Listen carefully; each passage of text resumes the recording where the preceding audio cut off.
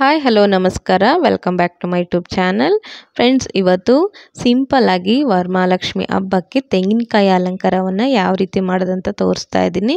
ತುಂಬಾ ಈಸಿ ಮತ್ತು ನಾವು ಆರಾಮಾಗಿ ಇದನ್ನು ಟೈಮು ಕೂಡ ಜಾಸ್ತಿ ನಮಗೆ ಹಿಡಿಯುವಂಥದ್ದಲ್ಲ. ಹಾಗಾಗಿ ನಿಮಗೆಲ್ಲರಿಗೂ ಕೂಡ ಉಪಯೋಗ ಆಗುತ್ತೆ ಅಂತ ಭಾವಿಸ್ತಾ ಇವತ್ತು ಈ ವಿಡಿಯೋವನ್ನು ಮಾಡ್ತಾ ಇದ್ದೀನಿ. ಹಾಗೆಯೇ ಆ್ಯಕ್ಚುಲಿ ತೆಂಗಿನಕಾಯಿನೇ ಇದು ಒಂದು ಲಕ್ಷ್ಮಿಯ ರೂಪವನ್ನೇ ನೋಡೋದು ಅಂತ ಹೇಳಿದರೆ ತೆಂಗಿನಕಾಯಲ್ಲೇ. ಹಾಗಾಗಿ ಕಾಯಿನೇ ಶ್ರೇಷ್ಠ ಅಂತ ಹೇಳ್ಬೋದು ಕಳಶವನ್ನು ಇಡೋದಕ್ಕೆ. ಹಾಗಾಗಿ ಸುಮಾರು ಜನದ ಹತ್ರ ಒಬ್ಬೊಬ್ಬರ ಹತ್ರ ಮುಖವಾಡಗಳು ಇರೋದಿಲ್ಲ. ಹಾಗಾಗಿ ಈ ಕಾಯಿಯಲ್ಲೇ ನಾವು ಚಂದವಾಗಿ ಅಲಂಕಾರವನ್ನು ಮಾಡಿ ಪೂಜೆನ ಮಾಡ್ಬೋದು ಅಂತ ಅಂದ್ಕೊಂಡು ಇವತ್ತು ನಿಮಗೆ ಯೂಸ್ ಆಗುತ್ತೆ ಅಂತ ಮಾಡ್ತಾಯಿದ್ದೀನಿ. ಬನ್ನಿ ವಿಡಿಯೋವನ್ನು ಸ್ಟಾರ್ಟ್ ಮಾಡೋಣ. ಇಲ್ಲಿ ನಾನು ಒಂದು ಮೀಡಿಯಮ್ ಸೈಜ್ದು ಒಂದು ತೆಂಗಿನಕಾಯಿನ ತೊಗೊಂಡಿರೋದು.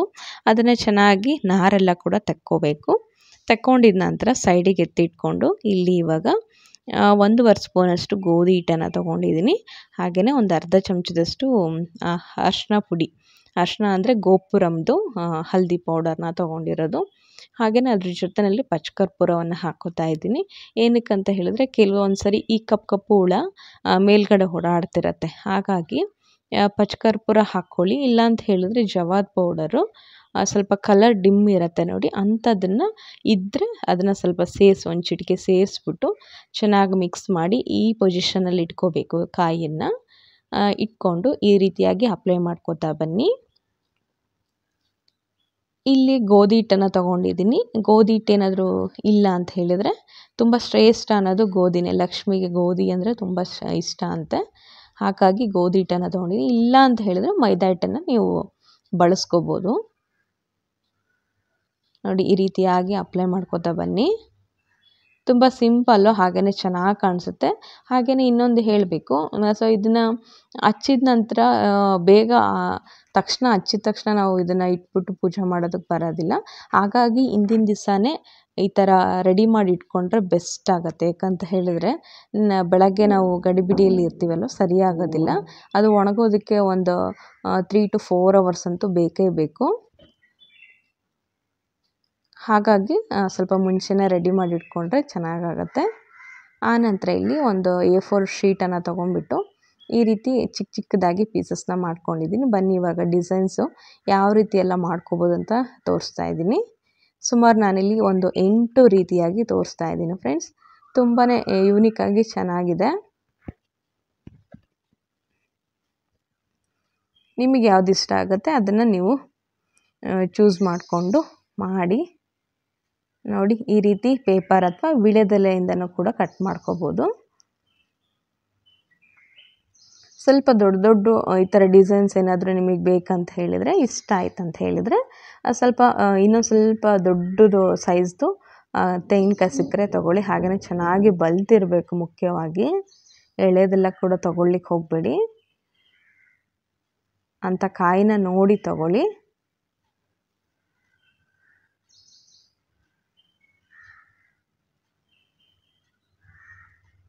ಇವಾಗ ಒಂದೊಂದೇ ಡಿಸೈನ್ಸ್ನ ತೋರಿಸ್ತಾ ಹೋಗ್ತೀನಿ ನೋಡಿ. ಫಸ್ಟ್ ಒನ್ ಈ ಥರ ಅದನ್ನು ಡ್ರಾ ಮಾಡಿಕೊಂಡು ಒಂದು ಸೀಸರಿಂದ ಕಟ್ ಮಾಡಿಕೊಂಡ್ರೆ ಎಷ್ಟು ಚೆನ್ನಾಗಿ ಬಂದಿದೆ ನೋಡಿ ಡಿಸೈನು. ನೆಕ್ಸ್ಟ್ ಒನ್ನು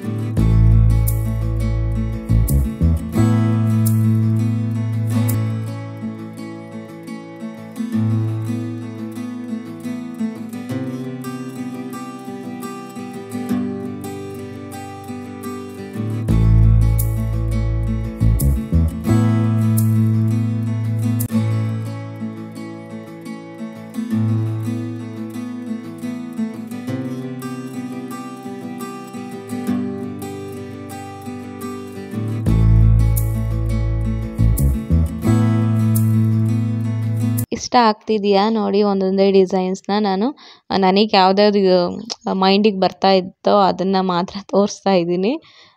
ಸೊ ಈ ಥರ. ಹಾಗೆಯೇ ನೀವೆಲ್ಲ ಕೂಡ ಹಬ್ಬಕ್ಕೆ ಶಾಪಿಂಗ್ ಎಲ್ಲ ಆಯಿತಾ ಅಥವಾ ಇನ್ನೂ ಮಾಡ್ತಾ ಇದ್ದೀರಾ ಏನಂತ ಹೇಳಿ ಕಮೆಂಟ್ ಬಾಕ್ಸಲ್ಲಿ ಹಾಕಿ. ಹಾಗೆಯೇ ನಾನು ಹೋಗಬೇಕಂತ ಇತ್ತು, ಹೋಗೋದಕ್ಕೆ ಆಗ್ತಾ ಇಲ್ಲ. ಒಂದು ರೌಂಡ್ ಹೋಗಿ ಬರೋಣ ಅಂತ ಅನ್ಕೋತಾ ಇದ್ದೀನಿ, ಆಗ್ತಾನೇ ಇಲ್ಲ. ಹೋಗಬೇಕು. ಇನ್ನು ಕೂಡ ನಾನು ಹಬ್ಬಕ್ಕೆ ಏನು ಶಾಪ್ ಮಾಡಿಲ್ಲ.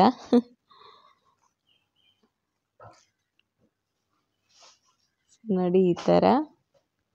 ನಾನು ಲಾಸ್ಟ್ ಇಯರ್ ಕೂಡ ಹಾಕಿದ್ದೆ ಈ ಥರ. ಲಾಸ್ಟ್ ಇಯರ್ ಅಲ್ಲ, ಒಂದು 2 ಇಯರ್ಸ್ ಆಯ್ತೇನೋ ಮೇ ಬಿ, ಆವಾಗ ಹಾಕಿದ್ದೆ ಅಂತ ಅನಿಸುತ್ತೆ.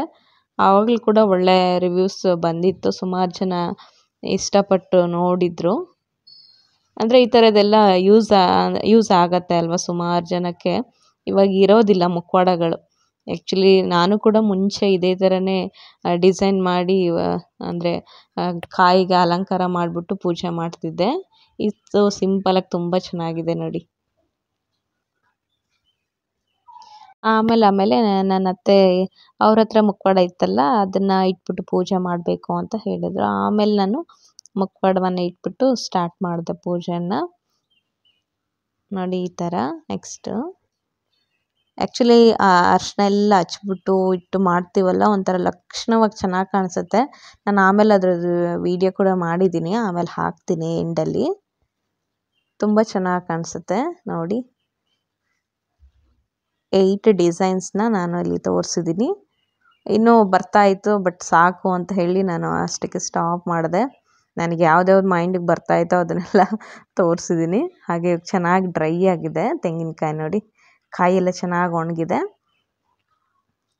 ಇವಾಗ ಇದರಲ್ಲಿ ನಾನು ಸಿಂಪಲಾಗಿರೋ ಡಿಸೈನ್ನ ತೊಗೋತೀನಿ. ಯಾಕಂತ ಹೇಳಿದರೆ ಇದು ಮೀಡಿಯಮ್ ಸೈಜಲ್ಲಿದೆ ಕಾಯಿ, ಹಾಗಾಗಿ ಸಿಂಪಲ್ಲಾಗಿರೋದನ್ನು ತೊಗೋತಾ ಇದ್ದೀನಿ. ಈ ರೀತಿ ಇಟ್ಕೊಂಡು ಕರೆಕ್ಟಾಗಿ ಪೊಸಿಷನ್ನ ನೋಡ್ಕೊಳ್ಳಿ. ಇಟ್ಕೊಂಡ್ಬಿಟ್ಟು ಅದಕ್ಕೆ ಸ್ವಲ್ಪ ನೀರನ್ನು ಅಂದರೆ ಹಸಿ ಮಾಡಬೇಕು. ಆ ನಂತರ ಕುಂಕುಮವನ್ನು ಈ ರೀತಿ ಹಚ್ಕೊಳ್ಳಿ. ಟೈಟಾಗಿ ಇಟ್ಕೊಂಡು ಈ ಥರ ಅದನ್ನು ತೆಕ್ಕೊಳ್ಳಿ. ಸ್ವಲ್ಪ ಸ್ಪ್ರೆಡ್ ಆಗಿಬಿಡ್ತು ಆದ್ರೂ ಕೂಡ. ಆಮೇಲೆ ನಾನು ಈ ರೀತಿ ಮಾಡಿಕೊಂಡೆ. ತಕ್ಷಣ ತೆಗೆದ್ರೆ ಹೋಗುತ್ತೆ. ಸ್ವಲ್ಪ ಅರಿಶಿನವನ್ನು ಅಲ್ಲಿಗೆ ಹಚ್ಬಿಟ್ಟು ಸ್ವಲ್ಪ ಸ್ಪ್ರೆಡ್ ಮಾಡಿ, ಆವಾಗ ನನಗೆ ಸರಿ ಹೋಗುತ್ತೆ. ಆ ಥರ ಆಗೋಯ್ತು ಫಸ್ಟಿಗೆ, ಆಮೇಲೆ ಚೆನ್ನಾಗಿ ಬಂತು ನೋಡಿ. ಈ ಥರ ಇಟ್ಬಿಟ್ಟು ಹಚ್ಚಿ ತೆಗಿಯೋದಷ್ಟೇ. ಎಷ್ಟು ಸಿಂಪಲ್ ಅಲ್ವಾ. ಹಾಗೆ ಇದಕ್ಕೆ ಸ್ವಲ್ಪ ನಾನಿಲ್ಲಿ ಇದು ಗಂಧ ಬರುತ್ತಲ್ವ, ಸೊ ಅದನ್ನು ಈ ಥರ ಅಲಂಕಾರ ಮಾಡಿದೆ. ಚೆನ್ನಾಗಿ ಕಾಣಿಸುತ್ತೆ ನೋಡಿ. ನಾನು ಲಾಸ್ಟಲ್ಲಿ ಈ ರೀತಿಯಾಗಿ ನಿಮಗೊಂದು ಐಡಿಯಾ ಬರಲಿ ಅಂತ ನಾನು ಇಟ್ಬಿಟ್ಟು ತೋರಿಸಿದ್ದೀನಿ. ಹಾಗೆಯೇ ಬ್ಲೌಸ್ ಪೀಸ್ ಡಿಸೈನ್ಸ್ ಕೂಡ ನೆಕ್ಸ್ಟ್ ವಿಡಿಯೋದಲ್ಲಿ ಶೇರ್ ಮಾಡ್ತೀನಿ. ಅದು ಕೂಡ ತುಂಬ ಯೂನಿಕ್ಕಾಗಿ ತುಂಬ ಚೆನ್ನಾಗಿದೆ, ನನಗೂ ಕೂಡ ಇಷ್ಟ ಆಗಿದೆ. ಹಾಗಾಗಿ ನಿಮಗೂ ಕೂಡ ಶೇರ್ ಮಾಡ್ತೀನಿ. ನೆಕ್ಸ್ಟು ವಿಡಿಯೋದಲ್ಲಿ ಹಾಕ್ತೀನಿ ನಾನು. ನೆಕ್ಸ್ಟು ನೋಡಿ ಈ ಥರ ಬಂದಿದೆ, ತುಂಬ ಚೆನ್ನಾಗಿದೆ ಫ್ರೆಂಡ್ಸ್. ಐ ಹೋಪ್ ನಿಮ್ಮೆಲ್ರಿಗೂ ಕೂಡ ಇದು ಯೂಸ್ಫುಲ್ ಆಗುತ್ತೆ ಅಂತ ಭಾವಿಸ್ತಾ ಇದ್ದೀನಿ. ಇಷ್ಟ ಆಗಿದ್ರೆ ಪ್ಲೀಸ್ ಒಂದು ಲೈಕನ್ನು ಮಾಡಿ. ಸುಮಾರು ಜನ ನೋಡ್ತೀರಾ, ಏನು ಕಮೆಂಟ್ ಹಾಕೋದಂತೂ ಬೇಡ, ಜಸ್ಟ್ ಒಂದು ಲೈಕ್ ಆದರೂ ಮಾಡಿದ್ರೆ ಏನೋ ಒಂಥರ ಖುಷಿ ಆಗುತ್ತೆ. ಹಾಗೆಯೇ ನೋಡೋಣ ಮತ್ತೆ ನೆಕ್ಸ್ಟ್ ವಿಡಿಯೋವನ್ನು ಶೇರ್ ಮಾಡ್ತೀನಿ friends. Thank for watching. Lots of love. Bye.